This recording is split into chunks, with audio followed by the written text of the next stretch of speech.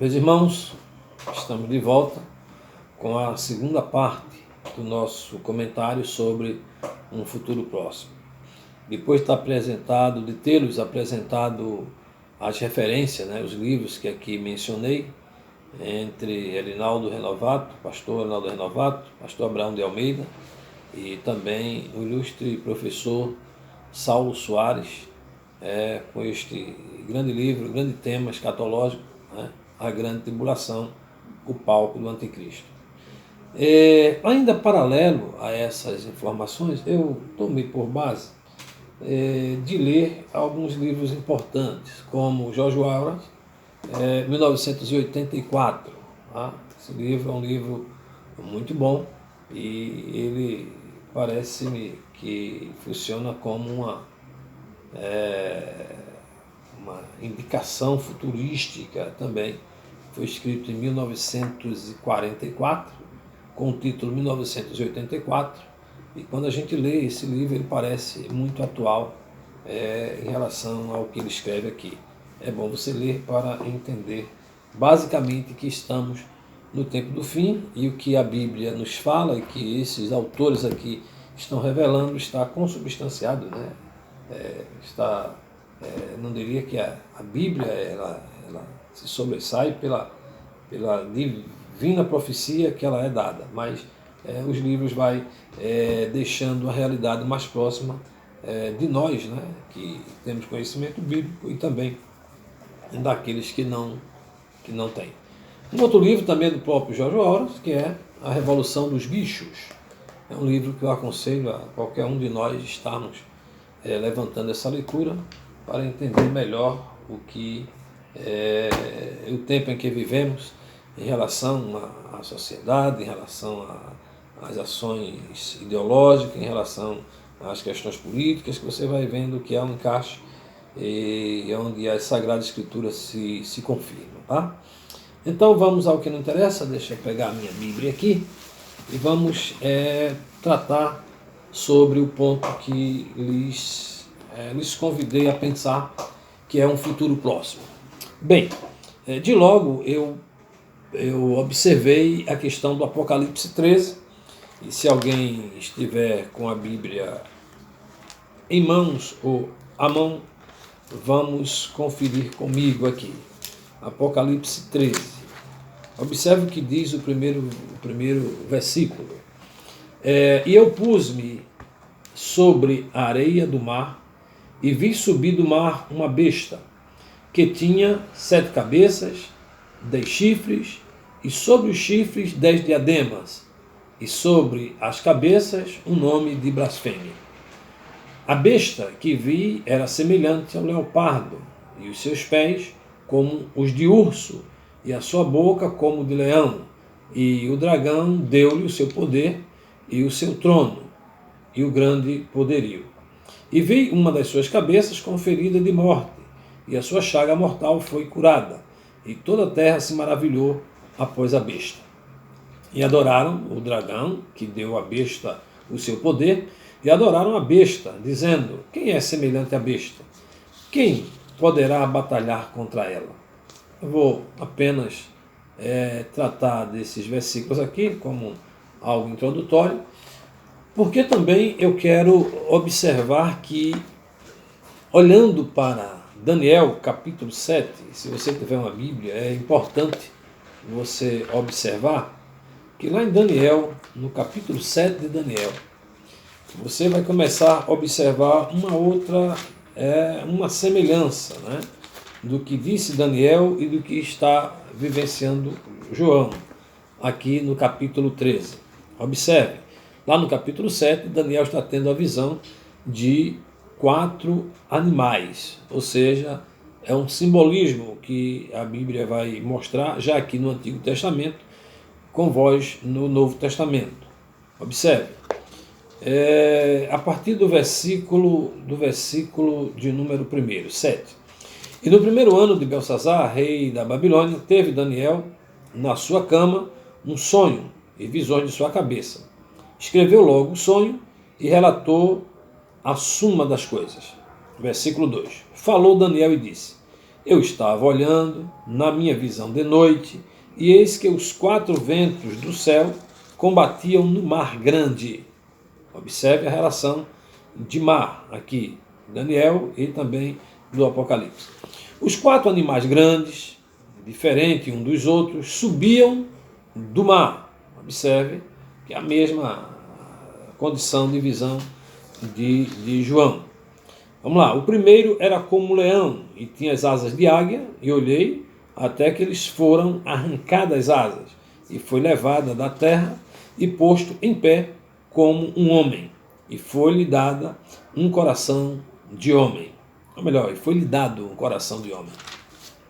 Ele continua, né? Continuei olhando, e eis que o segundo animal, semelhante a um urso, qual se levantou de um lado, tendo na boca 3 costelas entre os seus dentes, e foi-lhe dito assim: levanta-te e devora muita carne. Depois disso eu continuei olhando, e eis aqui outro, semelhante ao leopardo, e tinha 4 asas de aves nas suas costas, e foi-lhe dado domínio. Daniel continua, versículo número 7. Depois disso, eu continuava olhando nas visões da noite, e eis que o 4º animal, terrível, espantoso e muito forte, o qual tinha dentes grandes de ferro, ele devorava e fazia pedaços, e pisava aos pés o que sobejava. Era diferente de todos os animais que aparecem antes dele, ou que apareceram antes dele. E tinha 10 pontas. Olha a semelhança agora com o que João está dizendo lá no capítulo 13. 10 pontas. E aqui ele diz que, estando eu considerando as pontas, eis que entre elas subiu outra ponta, pequena, diante da qual 3 das pontas pequenas primeiras foram arrancadas, e eis que nessa ponta havia-lhes olhos, como olhos de homem, e uma boca que falava grandiosamente. Tem mais, e depois a gente vai tratar isso com os devidos detalhes. Né? Também, se nós parássemos para observar que o próprio Jesus, lá no Sermão do Monte, o capítulo é o capítulo de número 24, né? 24, e observe que lá no capítulo 24, o capítulo está dividido em 2 blocos, né? Ou melhor, em vários blocos, tá? Das quais eu destaco aqui, são 2, 3, 4, 5 blocos, que o capítulo 24 está dividido. O primeiro é um sermão, claro, um sermão que trata de uma profecia, mas a profecia aqui contida é a profecia dos princípios das dores.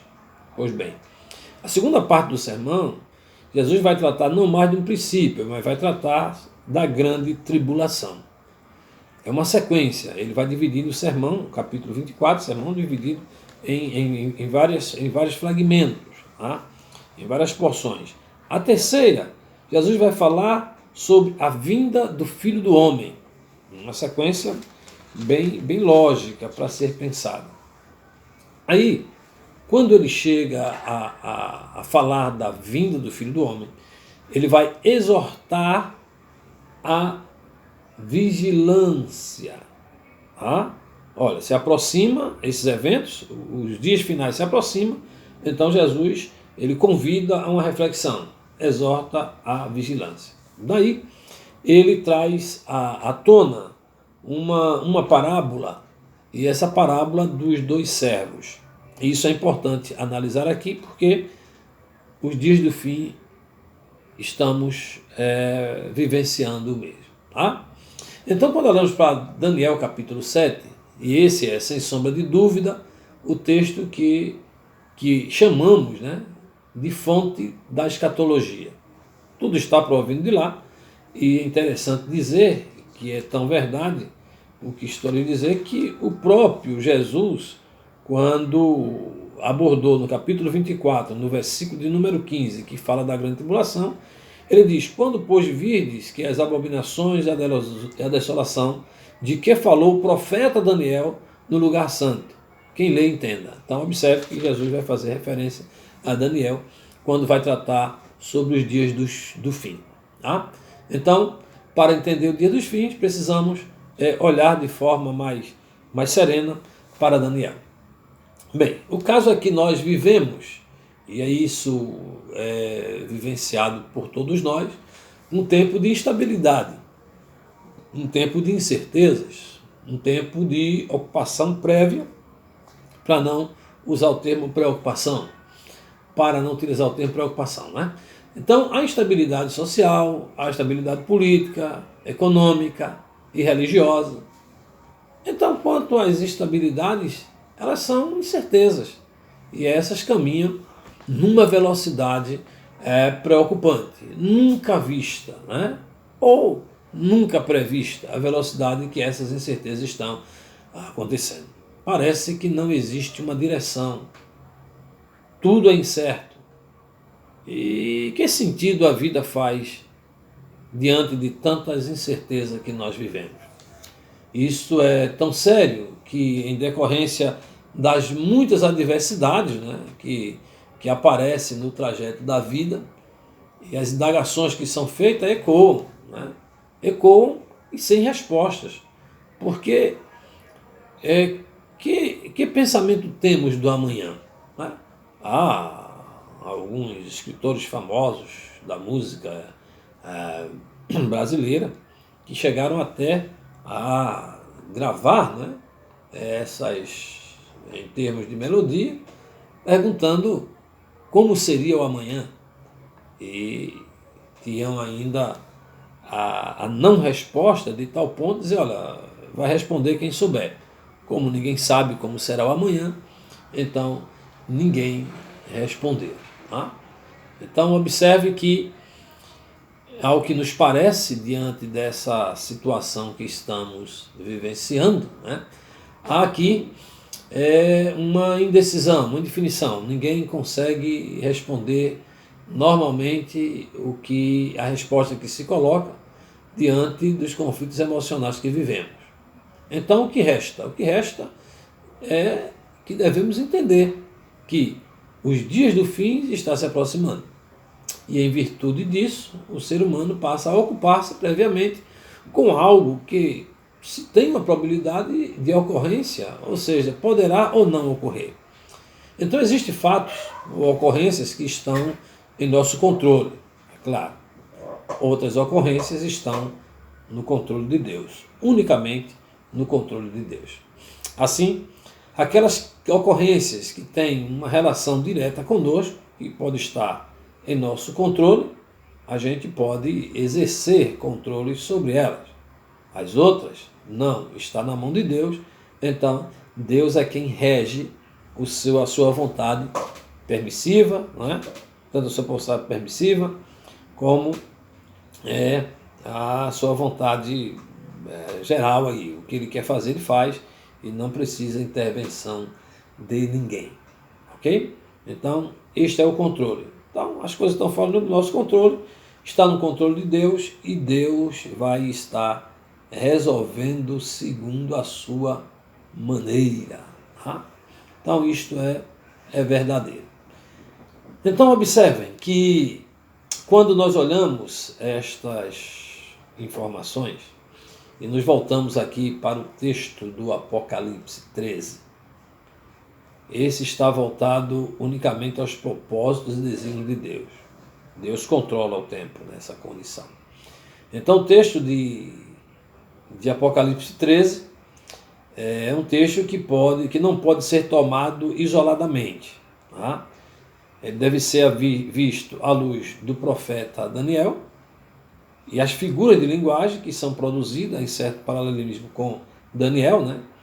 E quando a gente não compreende essa figura de linguagem, a gente também não compreende o sentido que o texto nos traz. Então, portanto, quando a gente olha para essas figuras que aparecem em Apocalipse 13, nós estamos diante de algo espantoso. É algo terrível, né? É algo que parece instável. Incerteza está ali por toda parte. Porém, a gente vai encontrar consolo exatamente onde? Na palavra de Deus, na palavra profética, né?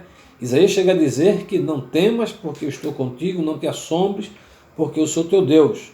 Eu te esforço e te sustento com a destra da minha justiça. Tá?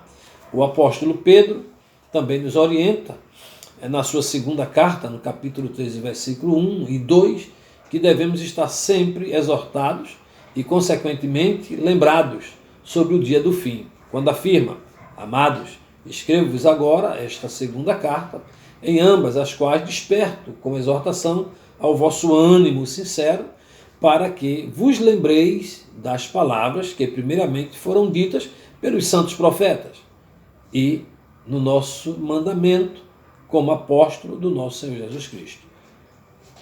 Pedro está exortando a esta maneira de pensar, a maneira de estar lembrado, né? O apóstolo João, o apóstolo amado, né, que é o evangelista, ao iniciar o seu livro para os crentes dos tempos dos fins, e logo um retorno à visão que tivera Daniel em seus dias, cuja previsão era do domínio de pelo menos 4 comandos centralizados que domina todo o povo. E lhes determinaram vontades, ações, realizações, comportamentos, modelos de associações religiosas, culminando o aspecto da unidade humana. Observem bem, quando João está escrevendo o seu texto, esse é João, o evangelista, ele inicia o livro falando para os crentes de hoje, para os crentes dos dias do fim, né? Ele retoma a visão que tivera Daniel, como aqui está analisado, né, cuja previsão era o domínio de pelo menos 4 comandos centralizados, que dominaria todo o povo. E aqui estamos diante da característica escatológica que fora dita por ele. Existe domínios, são forças que vão aparecendo no cenário, né, no cenário da além-mar, né, em relação aos mares que foram observados na profecia. Então observe que essa centralização que vai dominar todos os povos.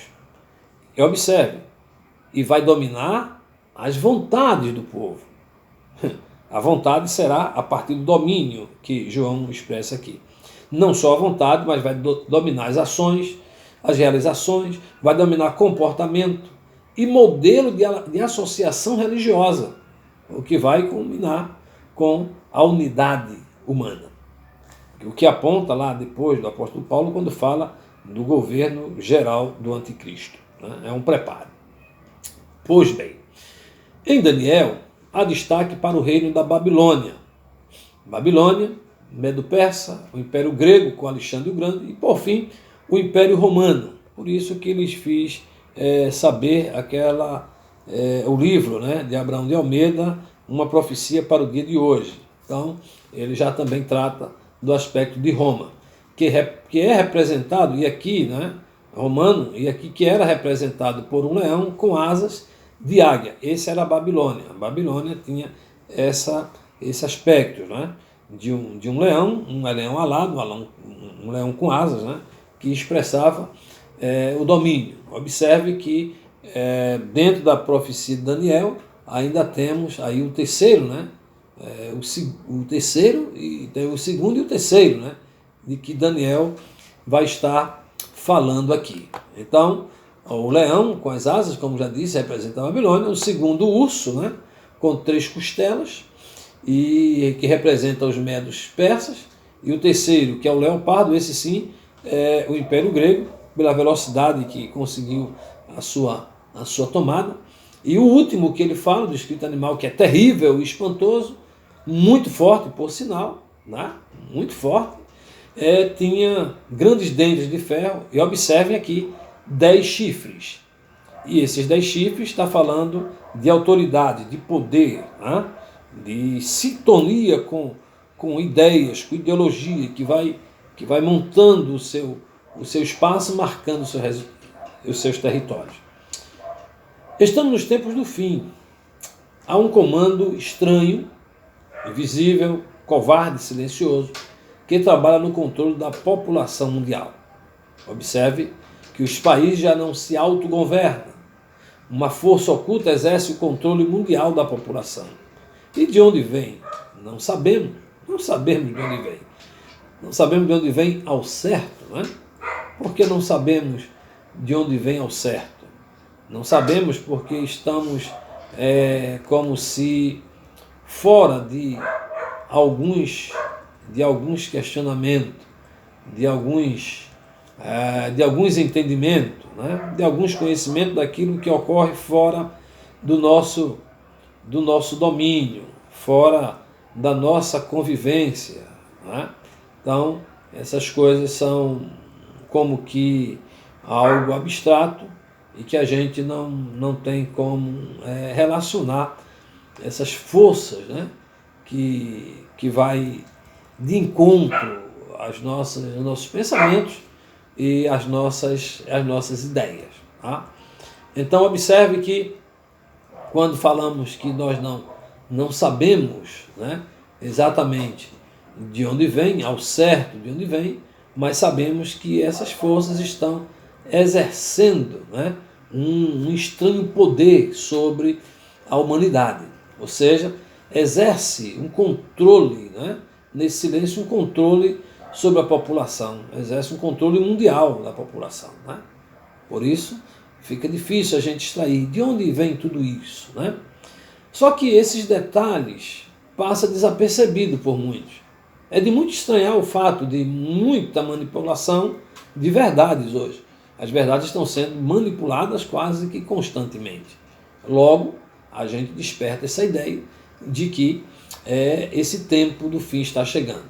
Então, muitos de nós acreditamos, inclusive, nas mentiras sobre alegações que é próprio para o nosso bem.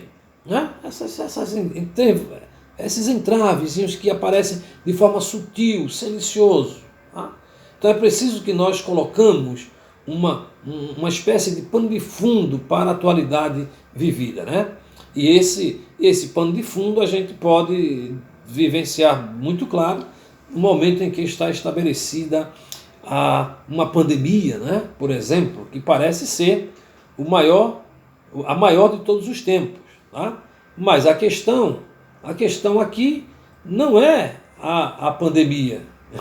Não é a pandemia. A questão é de que muitas das atividades que são desenvolvidas sobre a alegação de combate a esse vírus chinês ou a essa pandemia, nada tem relação com ela, com o que existe. Logo, existe aí um jogo midiático que controla as informações e essas informações onde vai silenciar as notícias e mantém diuturnamente um programa de terrorismo psicológico. Psicológico, né? Quanto mais houver quanto mais se escuta falar em uma desgraça, ela parece que aumenta. Assim, o medo e o pavor assolam a população mundialmente. Então, é muito importante agora nós observarmos o que fazer. Né? O que a gente vai fazer? O que podemos fazer? Está sob o olhar de Apocalipse 13, onde vamos pensar de modo mais racional o evento profético escatológico que chamamos de tempo do fim.